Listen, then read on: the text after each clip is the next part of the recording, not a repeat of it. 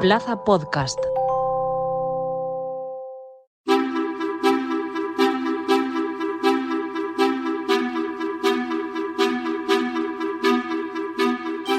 En el cambiante panorama laboral actual, la preocupación por la salud mental en el entorno laboral ha cobrado una relevancia sin precedentes. La Universitat de Valencia ha liderado un estudio abordando la salud mental desde un enfoque preventivo. Al frente de esta investigación está el profesor Adrián Todolí. Todolí nos brinda un profundo entendimiento sobre los desafíos que enfrentan los trabajadores en relación con su bienestar emocional y cómo las empresas y las políticas laborales pueden marcar la diferencia. Hoy vamos a profundizar en los hallazgos clave de este estudio pionero, explorando cómo la regulación de los ritmos laborales, la mitigación de la precariedad laboral y la promoción de relaciones sociales saludables puede impactar positivamente en la salud mental de los trabajadores. Pero, ¿qué papel desempeñan tanto las empresas como las instituciones públicas en la creación de entornos laborales más seguros y saludables? Hoy en Plaza al Día, salud mental en el trabajo, enfermedad común o accidente laboral.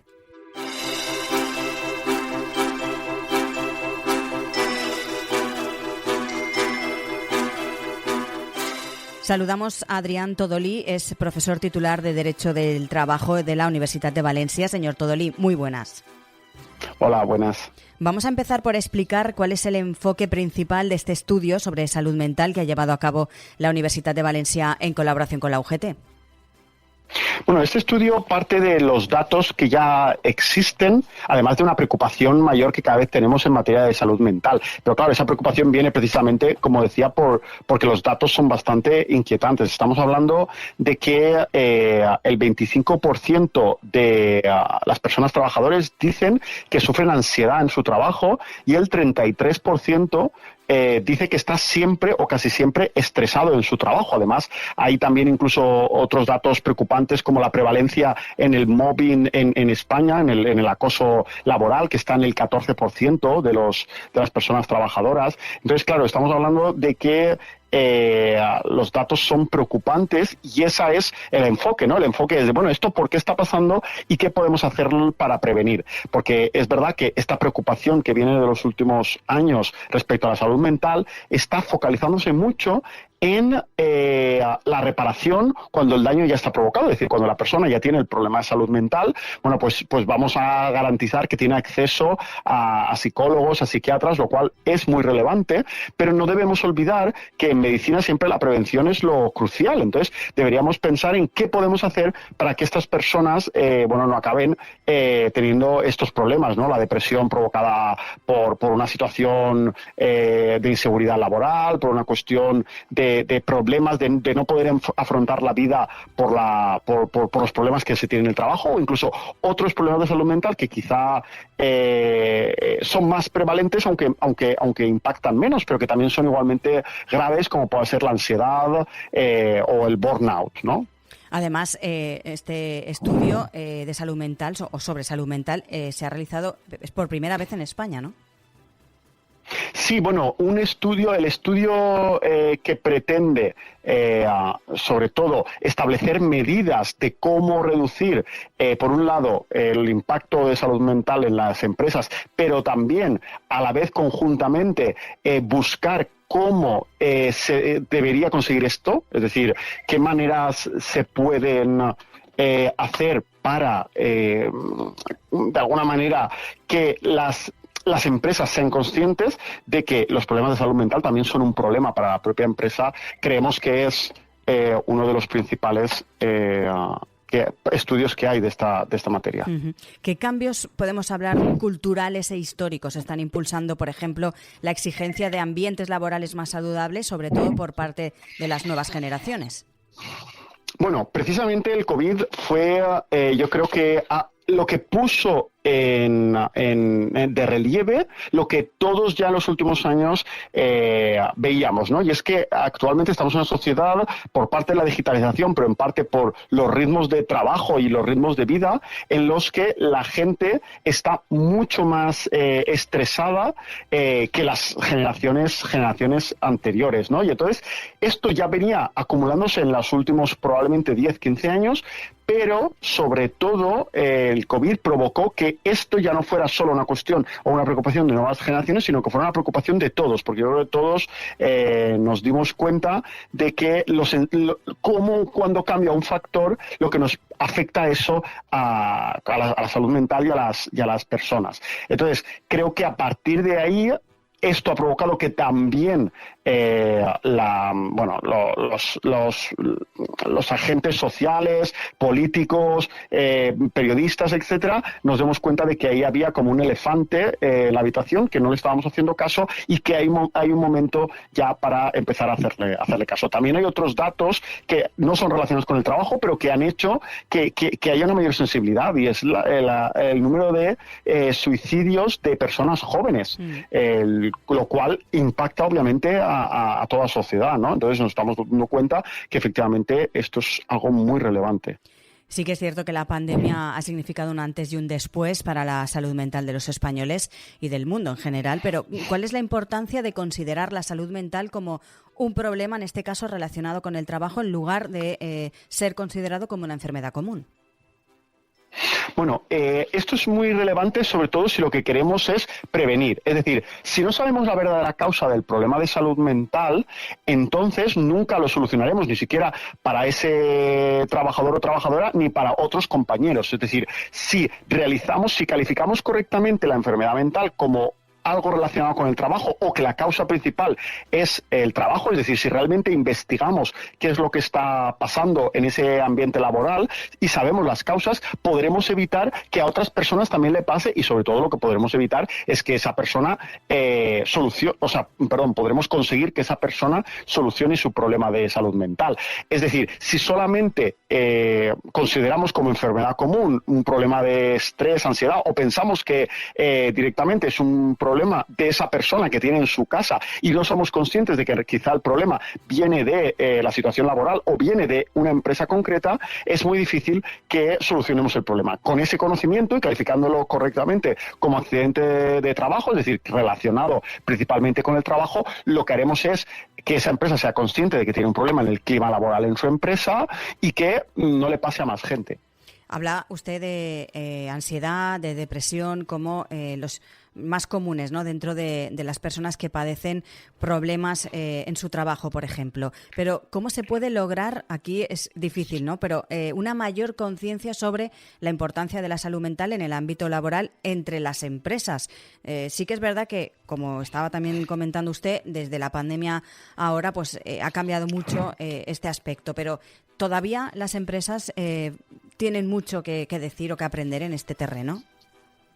Sí, a ver, esto y nosotros así lo intentamos hacer ver en nuestro trabajo, en nuestro informe, es que esto no es solo positivo para la sociedad en general y para los trabajadores y trabajadoras, también va a ser positivo para las empresas, puesto que ahí hay un ahorro para la empresa respecto a pérdida de productividad por el hecho de que los trabajadores estén de baja. Es decir, la prevención y evitar que el trabajador llegue a un punto en el que el estrés le provoca ansiedad o que le provoca un burnout, ¿no? Es el síndrome de la persona quemada, diríamos, que es cuando ya dejas la empresa porque es que no puedes más, exacto. Es decir, el hecho de perder capital humano, bien por una baja, bien porque directamente se deja esa empresa y se va a trabajar a otra empresa. Todo esto son cosas que las empresas tienen que ser conscientes de que cada vez pasa más, porque cada vez la situación, los datos nos dicen que hay más personas en esta situación, lo cual significa que o bien las empresas se dan cuenta y ponen remedio, o si no, perderán, por un lado, dinero, porque perderán productividad, pero también perderán capital humano y dejarán de tener a los mejores trabajadores trabajando para ellas. Entonces, yo creo que la sensibilización de cara a las empresas va a ser muy importante. Porque cree, señor Todolí, que todavía falta credibilidad en este sentido. Es decir, siempre se ha dicho o se ha mal visto, entre comillas, que una persona se coja una baja por ansiedad en el trabajo o por depresión. ¿Cree que todavía seguimos con ese discurso o por suerte está cambiando? Bueno, esto en general ha pasado siempre en la sociedad y no solo en la empresa. La empresa no deja de ser un reflejo de la sociedad y es cierto que históricamente, y por suerte eso lo hemos superado, este tipo de cuestiones se veían como una debilidad de carácter. Por suerte ya no estamos ahí. Y yo creo que esto, igual como la sociedad empieza a darse cuenta de que no es una debilidad de carácter, sino que es unos factores sociales que provocan que la persona acabe en esa situación, esto también las empresas van a darse cuenta que muchas veces no es un problema de que la persona no sea valiosa para la empresa porque si se coge una baja por ansiedad es porque no está preparada para trabajar en la empresa, sino al revés, que a lo mejor es la empresa la que está expulsando a los mejores trabajadores a través de los problemas del clima laboral en la empresa, ¿no? Que la empresa no está adaptada o no tiene alertadores para evitar que esto pase y que pierdan el capital humano. Yo creo que esto se está haciendo, por supuesto, es progresivo y va poco a poco. Habla usted y ha nombrado los alertadores. ¿Qué importancia tienen en este momento esa figura? Establecer esos alertadores que detecten precisamente que un trabajador o una trabajadora tiene ese problema o tiene síntomas de depresión o de ansiedad a raíz del estrés o del trabajo que tengan su día a día, ¿no? ¿Cómo actuarían ellos? Claro, no, los alertadores en el fondo al final son medidas, es decir, pueden ser, es como un botón de pánico, ¿no? Es establecer un protocolo en la empresa, establecer un plan, establecer una fórmula que puede ser una persona, pero puede ser un canal de denuncias o puede ser muchas otras maneras de hacer o puede ser simplemente una evaluación, ¿no? Es decir, son fórmulas que que creo que es conveniente que establezcan las empresas para que los problemas que empiezan normalmente poco a poco, es decir, una persona no tiene ansiedad en el trabajo de un día para otro, sino que de normal implica un proceso.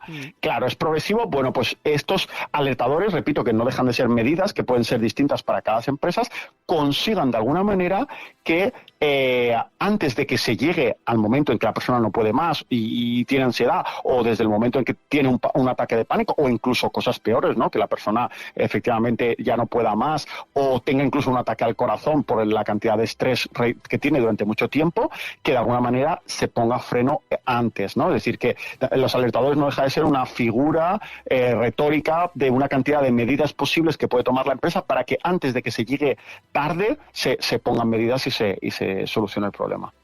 En el informe, en el estudio también hablan ustedes del porcentaje de mujeres y de hombres. Es diferente. En el caso de las mujeres, esos días de baja de 2021 que correspondieron a trastornos de salud mental y del comportamiento afectan en mayor porcentaje, en un 17,09% a las mujeres y en un 12,42% a los hombres. Hay bastante diferencia.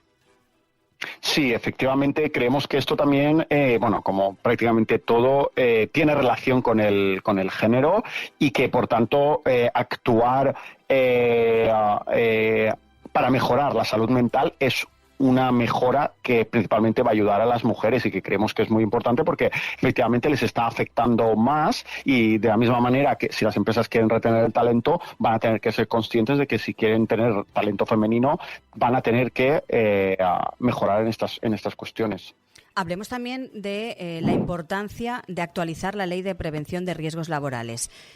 No sé si se está planteando en algún momento, si se va a plantear en breve. ¿Considera que es necesaria esa actualización? Sí, creemos, la Ley de Prevención de Riesgos Laborales tiene casi 30 años, es decir, y que realmente, pues en su momento, aunque sin duda actualmente la Ley de Prevención establece que las empresas tienen obligación de garantizar y de establecer medidas para que garanticen la salud mental de las personas trabajadoras, aunque eso ya está en la ley, la realidad es que la efectividad es poca porque se le dio poca importancia en esa norma, ¿no? Se le dio en su momento mucho más importancia a los riesgos físicos, ¿no? Que los trabajadores estén bien sujetos en una obra, es decir, se establecen de alguna manera mucho más clara, pero porque así era la sociedad en ese momento, se le daba mucha más importancia a las cuestiones de los riesgos físicos. Los riesgos de salud mental, aunque están, necesitan una reforma en la ley para dejar más claro cuáles son las obligaciones de las empresas, para que se establezcan esos alertadores, para que sea obligatorio, etcétera, etcétera, ¿no? Y creemos que sí que se va a hacer, porque ahora mismo, bueno, hace poco el gobierno anunció que se iba a abrir una mesa de diálogo con los agentes sociales para reformar la ley de prevención. Creemos que una de las cosas que se debe reformar, que se debe incluir, es la cuestión de la salud mental. Por último, no sé si se va a poner en breve, es decir, no sé cuáles son los próximos pasos que se deben tomar para implementar esas recomendaciones que ustedes hacen en este estudio y mejorar la salud mental en el ámbito laboral. No sé si alguna empresa ya pues se ha interesado por este estudio. Bueno, ahí la cuestión es que lo primero que hay que hacer es evaluar, ¿no? Y para eso hay muchas empresas de prevención de riesgos laborales que ofrecen servicios de evaluación de riesgos laborales. Y yo creo que esto es, bueno, incluso, es decir, esto es lo primero que debe hacer una empresa que quiere tomarse en serio los riesgos de salud mental, es hacer una evaluación de riesgos psicosociales. Y con ellas que se identifiquen cuáles son los posibles riesgos, que se establezcan medidas para reducirlos y que también se establezcan medidas para bueno, de alguna manera, aquellos riesgos que no se pueden eliminar, que se reduzcan al máximo, y aquellos que no se pueden reducir, se establezcan de alguna manera un seguimiento o evaluación continua respecto a si las personas aumentan, es decir, ven aumentados sus niveles de estrés, ansiedad, etcétera, para de alguna manera establecer medidas que los reduzcan en cuanto aparezcan. Adrián Todolí, profesor titular de Derecho del Trabajo de la Universidad de Valencia. Muchísimas gracias por estar hoy con nosotros, por analizarnos todo este estudio que, como decimos, es pionero en España. Gracias.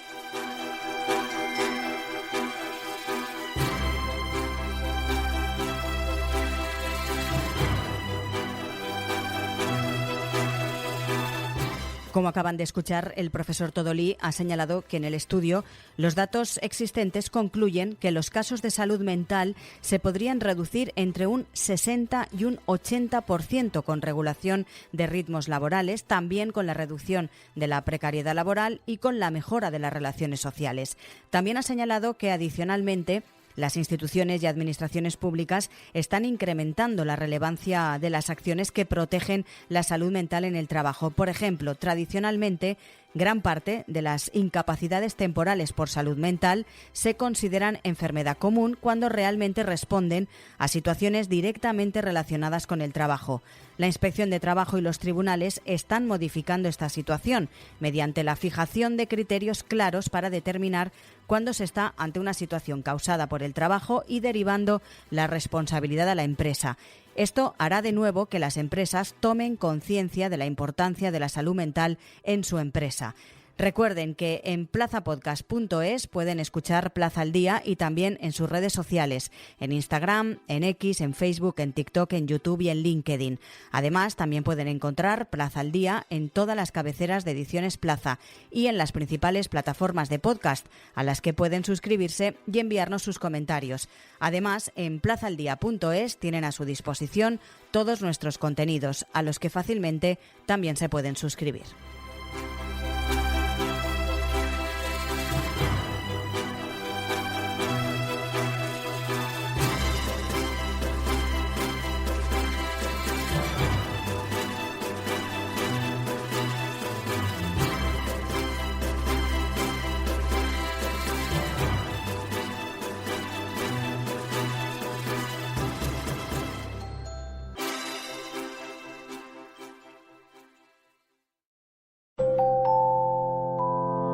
Plaza Podcast.